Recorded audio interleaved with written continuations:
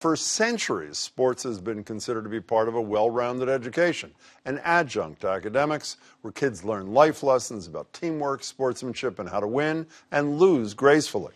But in recent years, those last two lessons have been taking a real hit with scenes like these at some youth games. What is happening? That was a 7-year-old's baseball game over the summer in Denver when a group of parents decided they didn't like a 13-year-old umpire's call. That's right, 13. So they started throwing punches. And while that's an extreme case, it's part of a much wider trend. In a survey of more than 17,000 youth sports officials across the country, more than half said sportsmanship is getting worse, and 39% said parents are to blame. 84% of officials also said spectators treat them unfairly. So you probably won't be surprised to hear that longtime referees are quitting in record numbers rather than almost certainly face relentless abuse, whether from parents, coaches, or even the kids. It's a problem my next guest knows firsthand. In a recent op-ed and piece by Bob Huller in the Boston Globe, Mary Fitzgerald explains why she stopped officiating high school soccer. Mary, it's great to meet you. Thanks for being here. Thank you for She having joins me now along with Beth O'Neill Maloney, who is the executive director of something called the New England chapter of the Positive Coaching Alliance. Beth, it's great to meet you, too. How long were you a referee? This would have been 10 years. Why'd you like it? What'd you like about it? I've been playing the game my whole life, lots of different games, and it was just an extension of that being able to play. So once I finished coaching my kids, someone had asked me, an official had asked me if I would consider becoming an official, and I said, no way, are you crazy? I mean, I see what happens out there, and I've contributed to that.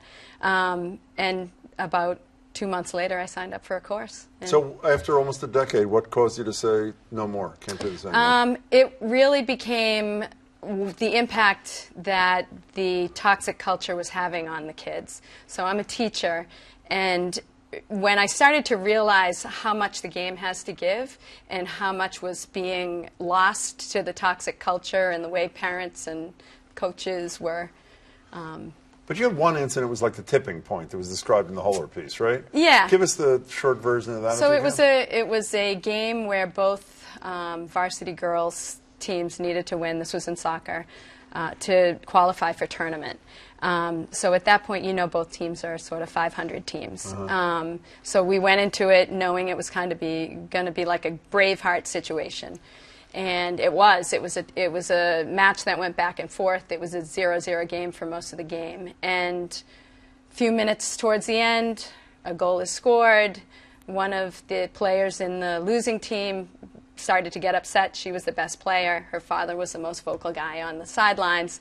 And she got frustrated and hard tackle. She got a yellow card. Nobody liked it. It was really hard to manage from that point on. And what happened after the game with the father? Was that the father who That was you? the father. So he sort of cut off my partner and I as we walked to the parking lot and just started screaming at us as we got closer and closer.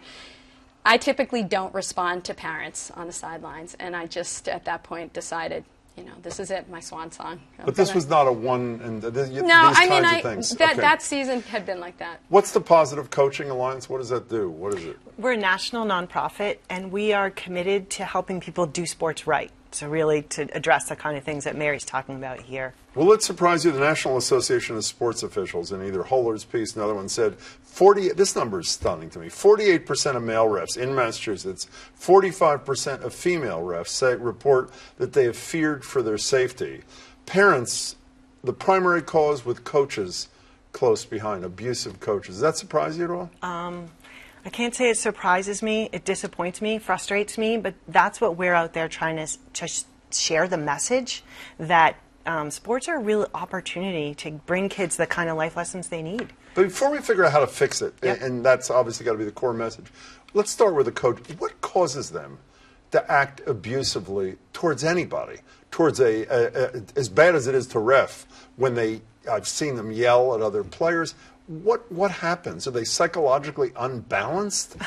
They're frustrated athletes? What are they? I think could be all of the above. It's hard to diagnose sort of the whole problem, but I think that as people need to take a step back and remember that when their kids are playing sports, it's not about them. It's about their kids. It's fun to cheer for your kids. It's fun when your team wins. But you know what? Your kids are just as amazing when they lose as when they win. Yeah, but a coach is a trained. You know, a parent may not be trained. I'm not defending parents who do you're that talking kind of about behavior. I'm talking about the coaches who you work with. The coaches, there's no excuse. If you sign up to coach, you have a responsibility to act like an adult at all times.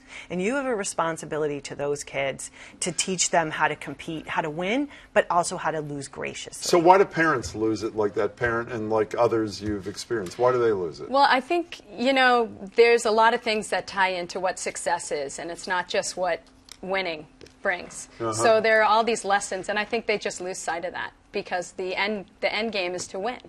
And is I it think, to win for them? Is it because, well, I think, again, they're frustrated athletes because they want to get their kid a scholarship? I mean, none of this is a defense of this kind of behavior. Right. But what do you think is the common thread? I think, so I'm a teacher. In the classroom, and I say this to my kids, when you're sitting at a table, if you're in math, and you make a mistake, who knows you've made a mistake? You know you've made a mistake, and your teacher knows. When you step out onto the field, it can be incredibly vulnerable, right? You're out on the field. Yeah. Everybody can see when you make a mistake or when you do something right. So it seems to me, and I've read about some evidence, but I want to have your firsthand. When a coach behaves poorly, when a parent behaves poorly, it's got to trickle down to the kid. I mean, I'm assuming the biggest problem. There's probably a direct causal connection, right? If a coach or a parent is acting irresponsibly, then the kids probably start acting irresponsibly too. Well, right? because what happens then is it takes the responsibility away from the kids and their accountability in making mistakes because they're the ones on the field. It's either the coaches and the kids who are making the mistakes. I mean, the officials are going to make some mistakes, but you need to, those kids need that accountability to grow. You know, I'm not a zero-tolerance person generally. I'm totally a zero-tolerance person on this stuff. Yeah. Give me a reason why a parent should be allowed at another game or a coach should be able to continue coaching if they engage in abusive behavior. I just don't get it. They shouldn't be. And I think when we partner with youth sports organizations and schools, and we recommend that they develop a parent code of conduct, and we have one on our website. They can pick it up, take a look at it, embrace ours, write their own. And if they violate it? And if they violate it, there have to be consequences. It could be a warning the first time, depending on the severity. And then, yes, we have partnered with organizations that have asked parents not to come and, in fact, required that parents sometimes they've had to miss bar a game. fans from games. I Yes. mean, players. So, you know, the Massachusetts Interscholastic Athletic Association is quoted by Bob Holler as saying they don't see this as a problem, apparently. It's not an epidemic. You filed a complaint with them after going through the challenge. What kind of response did you get? I didn't receive a response from them. I actually, at the end of that game, I spoke with the assigner who gave me that game, and I told him I was going to recuse myself from the tournament. So I gave back any potential games I had. I talked to my partner from that day. I wrote up an incident report, and I was hoping that would be a springboard into action. Last thing, don't you feel cheated? I mean, that parent is probably going to be at the next game. You know what? You're losing something that you love, that was a part of your life. And you yeah. didn't do anything wrong. In fact, you were doing everything right. You don't feel cheated? I feel like the kids are cheated. And I felt like if I continued to stay on the field in that situation where the kids looked at me as the problem, that I was also complicit in that scenario, and that was really what was heartbreaking for me.